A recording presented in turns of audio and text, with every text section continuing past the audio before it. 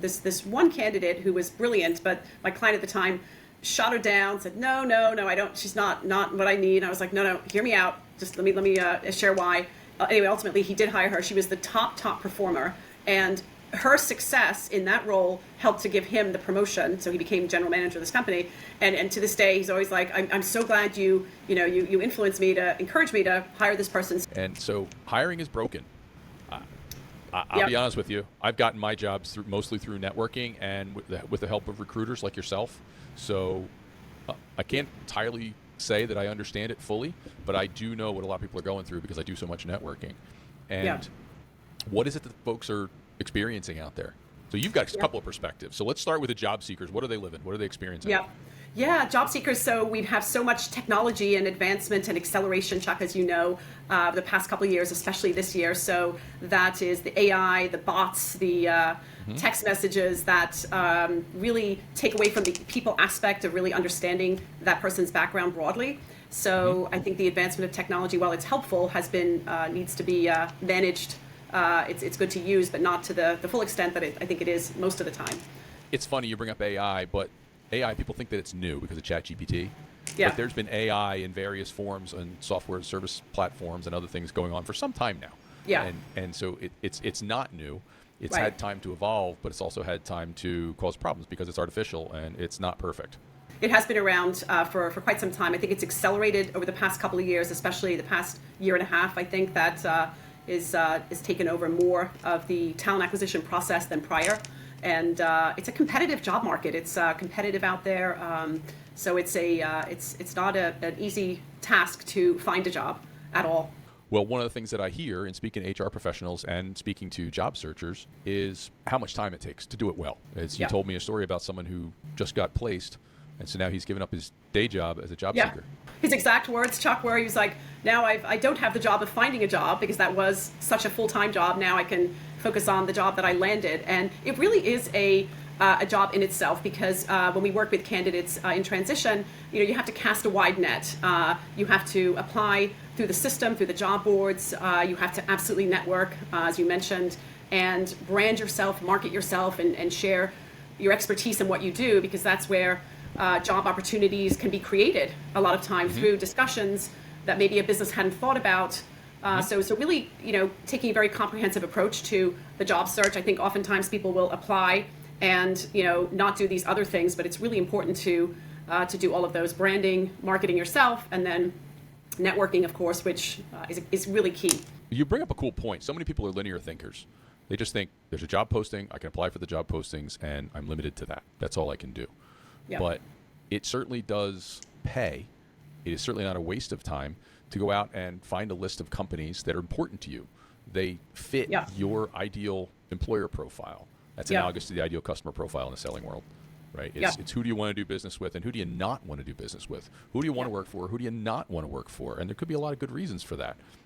And go out and just talk to them. Yep. I mean, salespeople have been doing it for years. Why can't a person do it in a job search? They surely can. Yeah, it takes more time to do that. I think sometimes job seekers may not think of that strategy, but that's so powerful when you do that and really research and really understand, what is a good fit for you, because it's not just a job. It's, the business or the product or service that really aligns with your passion, right? And doing that research and is a key part of it. I think a lot of people don't think of that, or they think, oh, it takes too much time, or it might take more time, but ultimately, you're learning in that process and you're uncovering jobs, right, through that research. It's like market research in a way. I mean, the thing they hate about it is they say they don't want to be salespeople, unless they're salespeople, in which case they say they want to be salespeople, but then they may not go and do what they're really good at in their day job and go and find their next opportunity. But other people say, I don't want to be a salesperson. Well, every single time you've looked for a job or had an interview, guess what you were doing? You're selling yourself. It's just the service that you know best in exchange for money. Yeah, which is pretty much being a salesperson. But I think also fear sometimes holds people back. They're afraid of taking that. And if I think people take a step back and think about it as educating, the job seeker is educating the business on what they do as much as the company is educating the applicant on what they do and what they're looking for. So think of it as sort of educating other people. Here's what I do. Here's my expertise, right?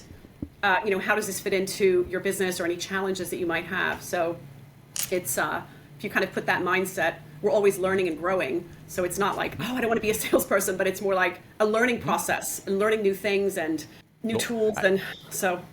I think of it like if a company wants to hire someone, one of the things they always want is someone with great work ethic. They want someone who's assertive. They want someone who's going to be the cream of the crop. They want someone who's going to be the best. And then we enter our job search. I mean, we know that in the back of our head. We want to have good work ethic. We want to be cream of the crop. We want to do all this stuff. At least most of us do. And then when it comes to the job search, we don't. But imagine the delight of a company on the receiving end for the person who is assertive, walks in the door with a resume, dressed to the nines. Yeah. I mean, heck, people are showing up for interviews now and they're dressed like me because it's all Zoom. Yeah. Right? But imagine the person who shows up one day. No job posting, no nothing. So you know what? I like your company for this reason. I like your company for that reason. I know it's not about me, but I thought I'd try my luck. And because I think you're doing some amazing things here, and I want to contribute to doing amazing things. Is there anybody I can talk to? Yeah. Brilliant. I mean, that may not be the best opener in the world, but it is analogous to similar openers I've used when cold calling, knocking on a door in the past. Yeah. And I've had people in that situation go, what? What are you doing here again? Right. Who are you? And they get surprised. And the next thing you know, somebody comes out and you're speaking with them. Yeah, exactly. It's a great strategy. I think more people should think about it and incorporate it into what they do. Especially as you get to mid to senior level, maybe as you're starting out, it's a different story. Sure. But as you're experienced and mid-level career, you have that expertise you can bring. So think of it as a two-way street because you're vetting the business as much as they are you. Even though job seekers don't think of it that way, they feel like we're at the mercy of the employer, prospective employer. And when that happens, Chuck, when it's a win-win for both, it just has a way of working out. It's like it works out. I've been doing this long enough that it works out. It's a win for the candidate. It's a win for the company, and it works itself out that way. So. Well, yeah, you're right. I have no say in the process. I'm just doing my resume. I'm doing what I'm told. I'm afraid. Yeah. And nothing could be further from the truth, baby. I always say I'm the vice president of my personal corporation. My wife is the president. I have 49% voting rights. She has 51%. She gets the veto. What's our life going to look like afterwards? Are we getting acceptable margin from this? All of these things are important. You have a say. Yes. You totally have a say. Yes. But nope, I just got to do what I'm told. I need a job. Yeah. Now, if you're out of work, it's very intimidating. Oh, man, what am I going to do? There's a stress involved. There's worry. And then the president says, what's going on? I'm going to work and you're not. Or I'm doing whatever I've got to do, right? And we need you to do what you've got to do. You're in trouble. Yeah. So the stress piles on you and you're like, I got to take anything I can get. But you do have a say, and it matters. Yeah. And if all you're going on is a job description, and some of these job descriptions suck. Oh, yeah. You got to take a step back and put some emotional intelligence into the job and how does it sit in the business, because at the end of the day, they all sound the same. It's the same, wording and really just removing yourself and taking a step back again and just really understanding the bigger picture of why is this role even open? What is the history? Is it replacing someone? Is it a new position? Is it understanding the history of the role is really important, super important for candidates to understand. Liz, I'll tell you, if I see one more VP level job that says that you need to have Microsoft Office skills, I'm going to lose my freaking mind. Yes.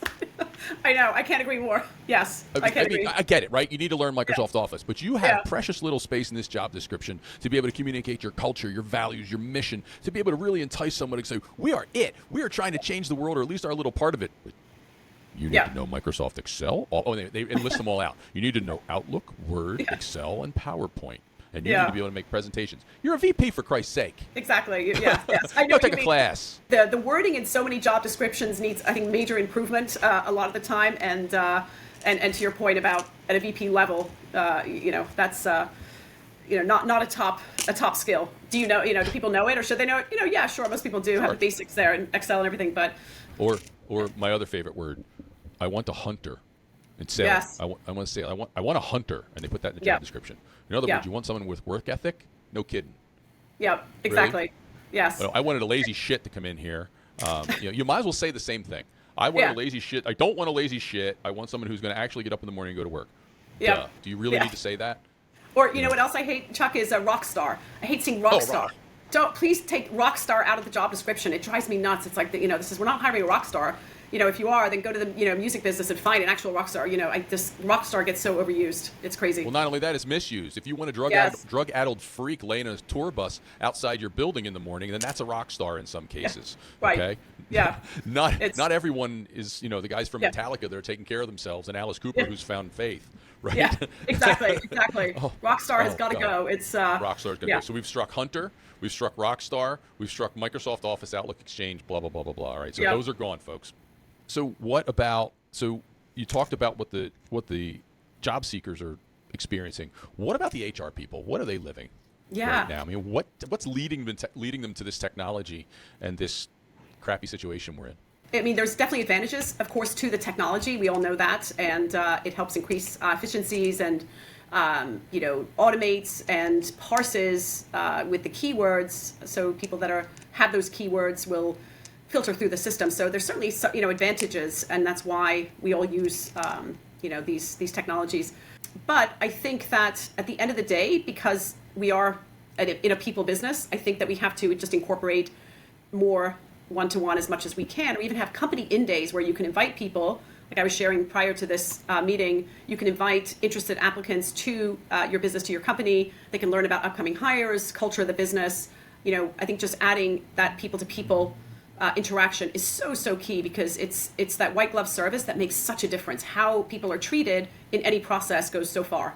So I think just keeping the systems and technology, but maybe that's a new role within an organization, that they manage the people side of the hiring, and then the recruiter does with the system and the tech, and maybe it's a separate role that needs to be created going forward. Hey, Well, just came up with a brainwave there. Yeah. And that's an attractive company culture. What Right. am I looking for? I'm looking for a home. I want a home that's where the water is warm and there's room for all. Yeah. And that's what I'm looking for, and that's what you have to portray, not Yeah. just a cold job description where you want Hunter. Yeah. But I do marketing for a living, and a lot of people think that they put content out on their LinkedIn page and it moves the needle in sales somehow. And I've found through my analysis that nothing could be further from the truth. What I actually see is that friends of the company, they follow you. Some people follow you, no doubt. Most of them are job seekers or people in your industry. And you know what the kind of content that gets the most play on a LinkedIn page? The stuff about your employees, the achievements of your company, all the things where people can cheer right along with you and celebrate your company and your people and your success. That's Yep. what does it every time. It's that human Yep. interest stuff, right? Yes. Our Christmas party Yeah. pick got great content Yep. last year on our Yep. page, but it communicates a culture that is attractive. Yep. And Exactly. Because you the only have one employee. face to put forward. Put together the Yep. whole face. Don't wear a veil. Exactly. And the employees are the business's biggest advocate. When you hear and see the accomplishments and of your team and success, and you highlight that speaks louder than any job description, right? Or any that is the biggest plus. It's that recruitment marketing is what do people say about the business that work there? How long have they been there? What is their feedback, and incorporating that into your hiring process, right? So.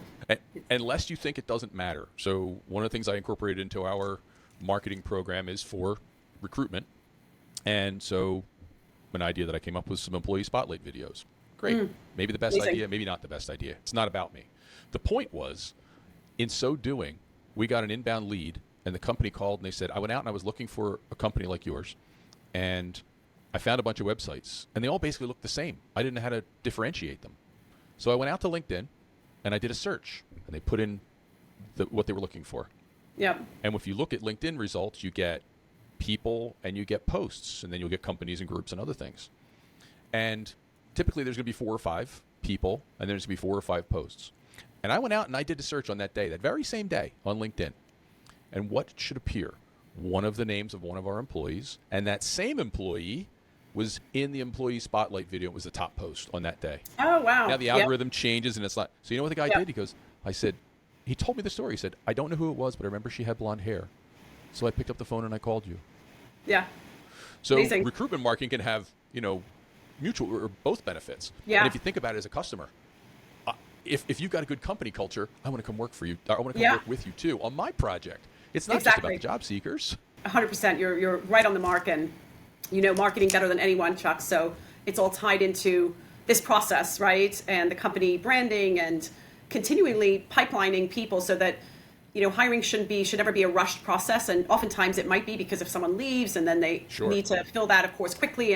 But if you're continuing to market and brand your company and pipeline people, you have people that are ready to go, right? That may be interested. So what are the recruiters like yourselves living today? I mean, this is just a topsy-turvy world. Yes. And clearly you're very popular. We met through networking. Everybody Yep. loves Liz Capants that knows Liz Capants. I say that with 125% confidence. So what are recruiters like yourselves living today? Because it's still a tough world. And you said you were surprised you made it. Yeah. Yet here you are. Yeah, this has been a wacky year in terms of hiring. I use that word wacky because, as you know, last year was a hiring frenzy. Everyone was hiring and overhiring, and then we had it was just about a year ago, kind of a reset. We started seeing layoffs happen. Now we've stabilized. So on a macro level, I believe we're sort of pre-COVID and stabilizing to 3 years ago, right? So last year companies were just trying to make up for 2020 and overhired. So now it's a reset. It's competitive out there. The other thing that's happening this year is that we're having new skills come in the market, right? A lot of new skills. We have a generational shift. So some of the baby boomers are starting to step down, and those roles are not necessarily getting backfilled. So we had a lot of change this year happening, new skills that will be in demand. So there's just been, it's a year of reset. It's a year of reset for many businesses. It's been steady on our end, which is great, but it's a wacky year, Chuck. I keep using that word because it's every day. It's like expect the unexpected. It's like hiring, and then things are paused or put on hold, and then they move forward. So, and I think part of the challenge too is on the employer side that they are somewhat fearful to make an investment sometimes in a new hire, and then sometimes they're not 100% sure what that role is. We do a lot of consulting to help define that role, and we find oftentimes that might change. They think they want a salesperson, but actually maybe they need somebody in marketing. So there's a lot of things happening, but I believe we're stabilizing this year. And has the process gotten harder because of the volume? It has, yes. The number of interviews, the requirements to get through each stage has definitely intensified. I think it could be simplified in many cases. You hear about this, Chuck, rounds of interviews, and then it's like project, and it's like, do you want my blood sample too? Like, what else, what else do you have to give these companies to get past the finish line? And I think that... Well, how else are they going to clone you once you show up if they don't have your blood sample? Well, if I can hire one of you, I can make 10. Right, exactly. So it's like, and I think some of that is a fear, of making this investment in this person and making sure it's the right decision.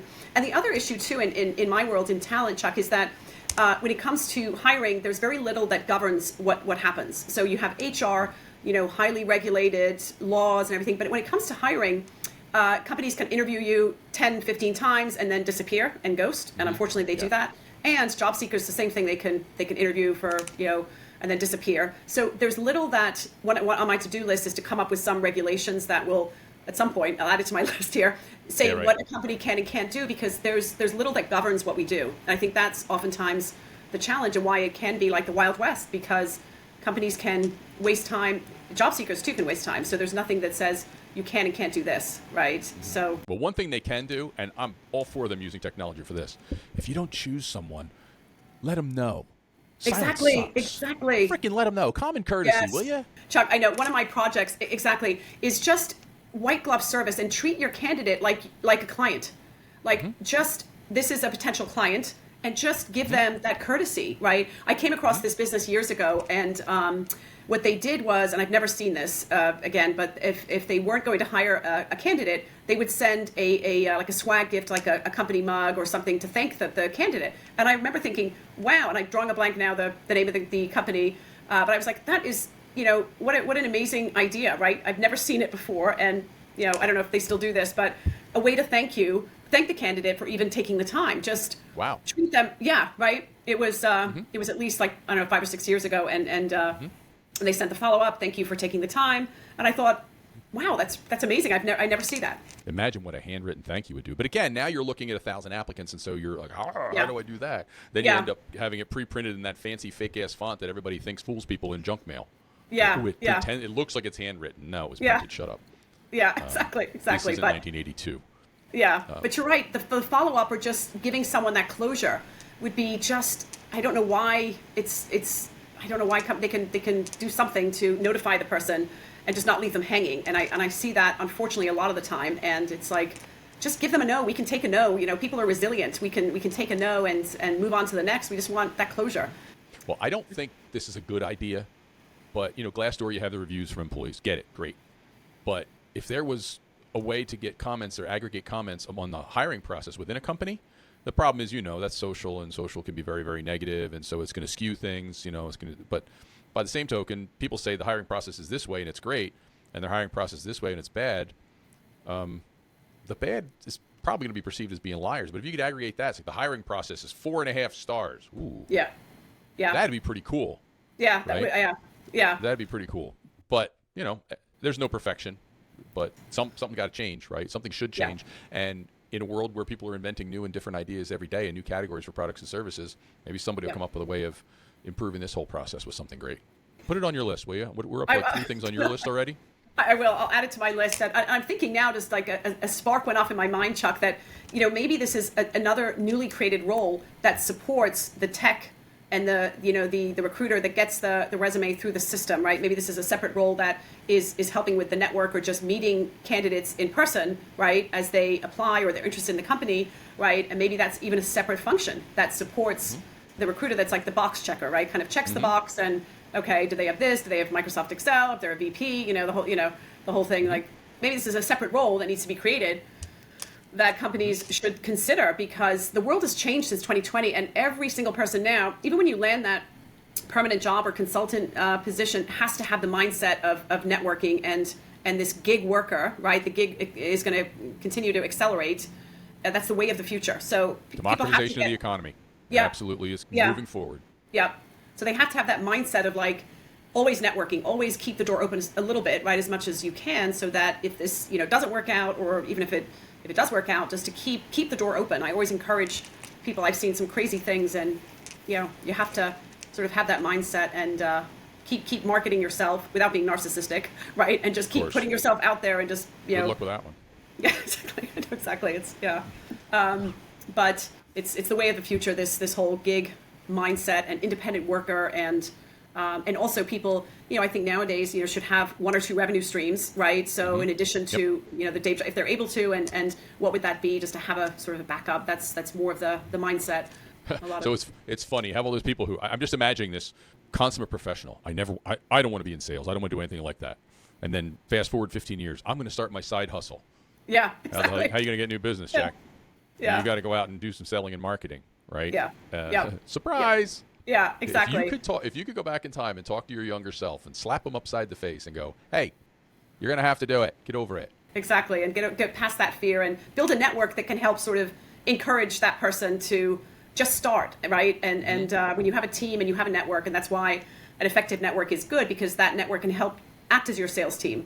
In addition to you, they can endorse you, they can refer you, and that's why we network. Whether it's a job seeker or a business, when you have a good network, it should be your sales team, really. Well, there's a million people out there giving advice on networking and LinkedIn now, especially LinkedIn. But you have 43,000 followers. You are clearly exceptionally good at it.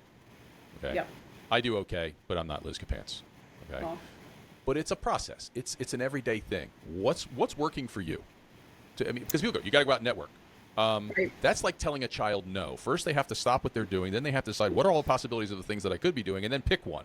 Right? Yeah. Telling people to network is kind of the same thing. Ooh, wait a minute.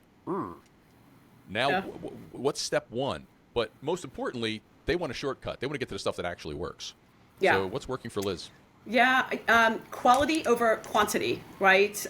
Just putting the time in to learn about the other business, or, the candidate, the job seeker in my world, right? Just really giving people that time and attention, and just how you treat people has fueled what I've been doing over the years. Always going into it with the mindset, how can I help you? What can I do for you? Kind of helping them first, right? And can I be a resource, or do I know someone that could be a resource? So just taking that approach is, has just built over the years, and word gets out pretty quickly when people have a good experience, right? And then they share that, and then it's like, oh, now I get so many referrals. I always say, like, okay, who referred you? Because I get so many referrals. I want to make sure I thank the person, thanking the person too. Just honestly, it's like basic fundamentals of treating people, thanking them, following up. And I also love what I do. I'm very passionate about meeting people and just hearing their story, and how I can help to connect them for a job or for a business. So I think it just is, it's just grown that way. Absolutely. I was networking with somebody last night, and he initiated the connection. And to his credit, he's a sales guy. He didn't try and pitch me on anything. Yeah. He was actively just genuinely networking. Yeah. Pitch slaps are bad, people. Don't pitch slap. Yes. Just saying. What is that, Chuck? It's called don't show up and throw up. Don't show up and throw up. There it is. Oh, yeah, exactly. Yeah. But anyway, so he was networking, and lo and behold, he had a side hustle. And he did what everybody does, and he has a product, and the first thing you do is you start selling it. right? You develop the product, then you go sell it. In the meantime, you've done no market research. You haven't established a mission. What are you trying to fix, accomplish, or avoid? All this different stuff. Point being is it turned into a mini free consulting session for him.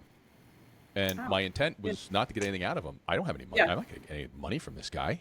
Yeah. Just, my rewards may be in heaven. I'm just going out helping people. And that's what networking is all about. And that's what. Exactly. And LinkedIn has just made it easier. Although, God, get me in front of people whenever I can. I want to be I like real LinkedIn lives, in real life. IRL. I say IRL because I'm one of the cool kids. Yeah, you are one of the cool kids, yeah. In real life, yeah. Exactly. On the mark, just pay it forward. Just, take it a step further. Even just go back to hiring for a second, Chuck, because everything's so automated and candidates rarely get a call. So when you pick up the phone, and even if I may not have an immediate job aligned with that person's background, I give them at least 15, 20 minutes, and they are over the moon because they're actually speaking with someone. And it's a simple thing for me to do, but yet for them, it's so impactful because they're getting no response and sitting there and, hopefully get an automated response or a text message, but to actually speak to a live person is a game changer for them. So. All right, let's just pause a minute because I want everybody to hear your dog. Of course, now the dog will stop. Sorry. She's like. Don't apologize. I love it. Yeah. I absolutely love it. What kind of dog? Write her down in a second. Sorry. But, no need to be sorry. What kind of dog? She's a Bichon. Bichon. Oh, Bichon, love them. Just love dogs. Just absolutely love them. Yeah. As I told you before, my Chihuahua's not here, but if she were here, I have a little bed next to me. So. Oh. Yes, I have a Chihuahua, folks. It's all you good. can insert punchline in the comments. It'll be fine. We want to see pictures of the Chihuahua. Yeah, my other dog is sleeping. Well, my wife has enough of them for sure, all the time. Yeah. I have her up on my chest, and she licks my little face. Oh. All right. No, she licks my great big fat face with her teeny little tongue is what it really should have said. Oh, dogs are the best though. Chuck, I am definitely a dog obsessed, and I'm not a cat person. I'm allergic to cats, so I don't like cats. But yeah, me too. Dogs are great. But, so there's a story of a mutual friend of ours, Bob Feathers. Say hi, Bob. Hi, Bob. Yes. Hey, Bob. So, yeah. And he put out a call into our networking group in which we met, and he said, I have a friend who's on the market, and it just so happens that it's in an industry where I had spent 20 years. And I didn't know this guy, and it was just Bob helping somebody. To say that he was a great friend, you infer that he's a great friend. No, there's someone. It's a networking friend, right? But you go out and you genuinely help. He reached out, he made the effort, and then I introduced that guy to like 20 people that night. Amazing. Because I happen to come from the industry. Again, it's not about me. It's about that's what it can look like. Yep. It shouldn't just be, this is what I do for a living. What do you do for a living? Yeah.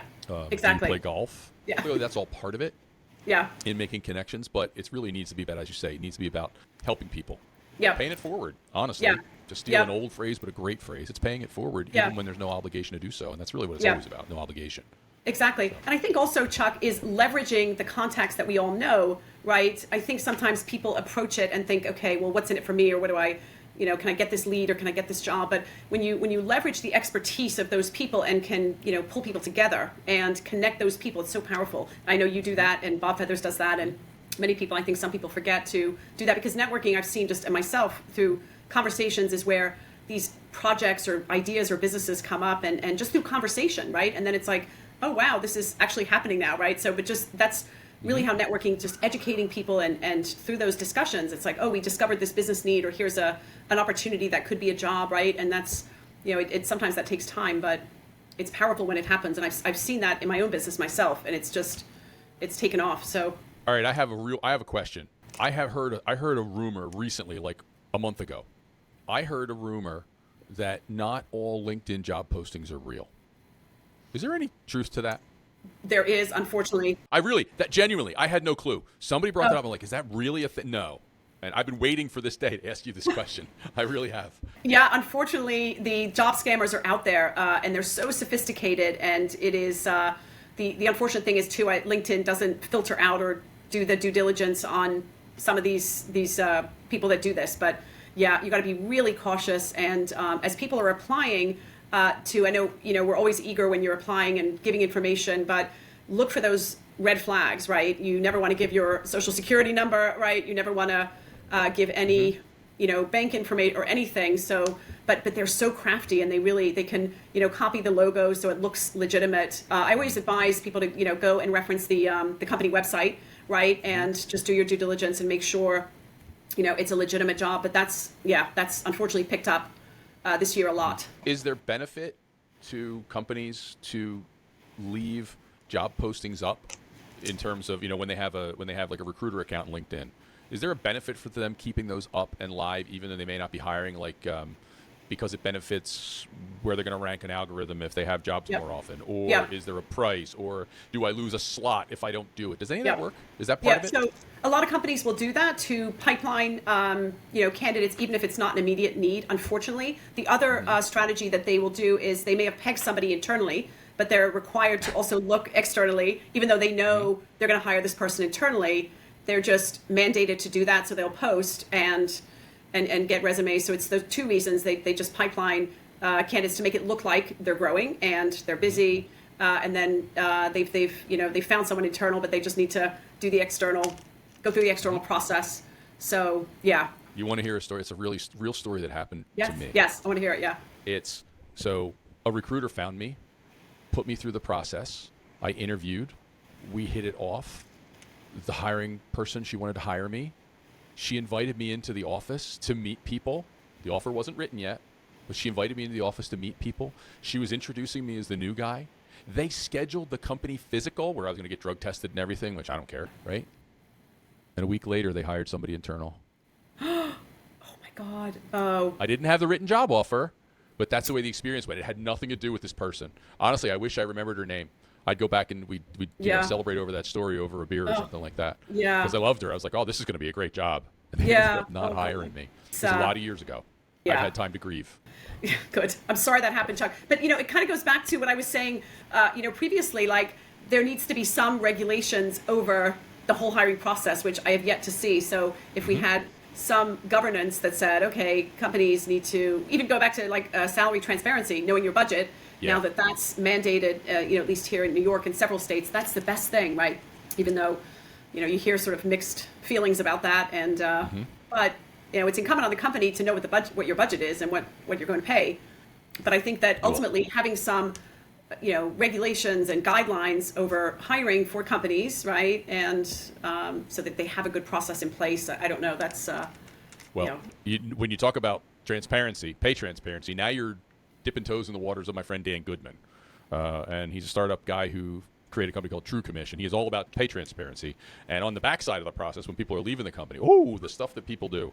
The stories are unbelievable for this guy. Yeah. He picked up like 100 and some thousand followers or whatever the hell it is in Wow. like a year. Because this guy, it's like apparently it's such an issue. And pay transparency. See you soon, Dan. Love you, man.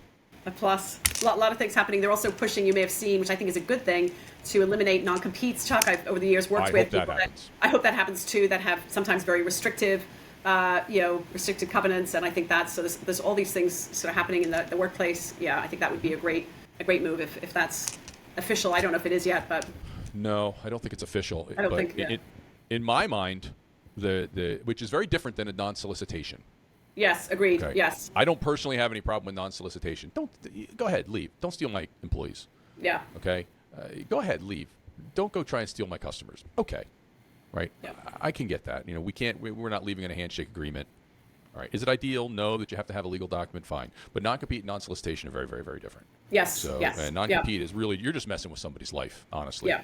Yeah. Out of spite or something selfish. Yeah, I think it restricts productivity, career advancement, and hey, there's many ways to work something out and continue your career and stay in the same type of industry and not cause any issues. So I hope that happens. I think that'll be good. So let me ask you a question, a blue sky question. Okay. If we could erase the whiteboard and we could start all over again, cultural barriers don't exist, technology doesn't exist. Predominating opinions on the way things should be or should not be did not exist. What are some elements of things that you would want to see in the job search process if we could wind back time and start it all over again? Yeah, that is a hard one. Let's say, where do we begin here? Right. Going back to what you were saying earlier, work ethic, motivation, character of people that oftentimes, the companies want people that have done that role or had success, right? Well, what about hire for learnability? They may not have done this yet, but they have the aptitude to learn. And I think so oftentimes companies don't want to train, or they just want someone that can plug in quickly. And I get that, but hire for learnability so people can advance, right? And look for work ethic and character, right? And then teach them and train them on the skills so they can learn the Microsoft Excel and Microsoft products, right? They can learn that. People can learn and be successful. And I think that sometimes it's just, not sometimes, many times short-sighted, because they just want that immediate sort of, purple squirrel. There's no purple squirrel. It just, this person doesn't exist. So I think more of that needs to happen. And that goes back to the people piece, which is not always there. Mm-hmm. So. Well, you just struck a nerve with me, because the 3 words I use, if I could do it, and you can't get this from a resume, and oftentimes you can't get it from interviews: aptitude, attitude, and tenacity. Yep. Those are there's 3 of the top things that I look for in a candidate. And the only way I've been able to figure that out is, obviously you can test people for aptitude, okay, but is it really accurate? I don't know. But it's through the stories they tell. Taking the time to get them to really tell their stories. Yeah. Focusing on those 3 things. Yeah. What are some things you didn't know how to do that you found a way to learn it on the job and ended up with great success? Yeah. What is a situation in which the chips were really stacked up against you and you found a way to persevere because that's just the person who you want to be? Can you tell me an example of that in your life? And if they look at you like, one, they may be brand new, right? Yeah. Maybe just out of college or just out of high school, in which case, free pass, no problem. Yeah. But somebody who's been in the job market or the career world for a while has to have stories. Yeah. They're just not used to telling them. Yeah. And tenacity, that determination to stick to it no matter what. Yeah. No matter, damn the slings and arrows, I'm going. That's the things I want to hire for. A quick story, Chuck. Years ago, one of my clients worked with them to hire a sales team throughout the U.S., right? Mid-Atlantic, West Coast, Northeast. These were high-level salespeople. And this one candidate who was brilliant, but my client at the time shot her down, said, no, I don't. She's not what I need. And I was like, no, hear me out. Just let me share why. Anyway, ultimately, he did hire her. She was the top performer. And her success in that role helped to give him the promotion. So he became general manager of this company. And to this day, he's always like, I'm so glad you influenced me to encourage me to hire this person. So I think sometimes in hiring too, no fault of their own, managers are so pressed for time and stressed, and they don't really try to run their business. So they sometimes just don't have the capacity to look broadly or think, okay, could we fit this person in? Or, I think they just are so pressed for time. And I know this because, just sometimes getting the debrief from the teams that do the interviews can be a struggle, right? Just give me some feedback. So I think they're so pressed for time that they don't have the capacity. They need someone that can really, outside, like myself, any recruiter, and to help influence and say, here's why, and really encourage that, right? So it's I think, a question of time for a lot of them. If I could add something that I would like to see, you brought it up, the context of that great big company, we won't share their name, but a huge company that brings the people in to meet people. I would like to see the return of the open house and the job fair. Honestly, yes. I see that for a few companies will do that for blue collar type roles where they want to bring in somebody entry level, where they do want to train them up. But why just that? Why just that kind of role? Yeah. And, and that new role within the companies that you've described, why can't they be involved in that process as well? That's still, it's a different way of getting the resume through to the people that need to see it, that need to work with it, right? There's many ways to do that. It's about people going to work for people. And we want to put technology in the way. And what we could do is we could put more people in the way and have a much better process for everyone. I know costs and that sort of thing, but even a small company can do an open house. Yeah. Right? Absolutely. A small company, there's things we've talked about today that small companies can't afford. They can't afford ATS systems, okay? They can't afford to have, full-time recruiters. They can't afford to have this. They can't afford to have that. But an open house they can do. And then nowadays, they don't happen. So you're highly differentiated. You're an anomaly in a good way. Yeah, I think those in-person company in days, we used to call them. I think they're so critical because remember it's a two-way street, and you as the job seeker is assessing that company, even though we don't feel like it's that way, right? It should be, and it is ultimately when you're at a certain level. But I agree totally. So you brought up recruitment marketing a few times. What would that look like if we could erase the whiteboard and start all over again? The employees, again, are the biggest marketing for that company. What are testimonials? What are their experiences working there, right? That also includes content that the company is putting out, any newsletters, blog posts. That's all part of attracting people, talent, before you even need to hire them. So you want to continue to build that and pipeline candidates. People are researching and have so much at their fingertips. We can find out just about anything, right, about a company. So And I think sometimes it's not thought of as part of marketing, of recruitment, but it really is. It's like an ongoing pipelining and attracting those candidates that, as soon as the job's open, they're applying. So you don't have to go and headhunt them and find them and, hope that they're the right fit. So. Well, likewise, the people need to figure out how to do marketing for themselves. Yeah, exactly. You have unique insights, you have unique abilities, and there are salespeople who put it out there, and there are marketers who put it out there, but job seekers don't really do it. They say, unfortunately, I am now out of a job after X number of years and the best time of my life, and that's what goes up in a cry for help, which is totally justified. And I always make sure I engage with those. Sometimes I repost them, all the fun stuff, because, hey, you got to help people. But they have to learn how to market themselves and put themselves out there. I didn't want to be a salesperson. I surely don't want to be a marketer. Well, you have to make yourself stand out beyond the resume, because a resume is just a white paper with a bunch of letters on it. Yeah. I think also, Chuck, I've seen it's a mindset shift. So if someone, when they leave corporate, they haven't necessarily been hustling and, putting themselves out there. If they're in sales, okay, maybe they have been. Right. But when they lose that identity with the company, it's almost like they're not sure of themselves for some people. So that's where the fear steps in, right? And they're not sure how to advocate for themselves and, sell themselves. And I've seen this in people that even come from a sales role, when they've relied so much on the name recognition of the company that they're with, right? And then when that goes away, they're like, oh, wait, who am I and what do I really do? Because they don't have that association with the company, right? Whereas, when you're, you have to be able to do that and make that transition. But it's not easy because they've relied so much on that corporate name, right? And then when they don't have it, they are sort of, wait, what do I do? And can I sell? And who am I? And I've seen it in so many highly accomplished people that, it just takes some time to get over that fear.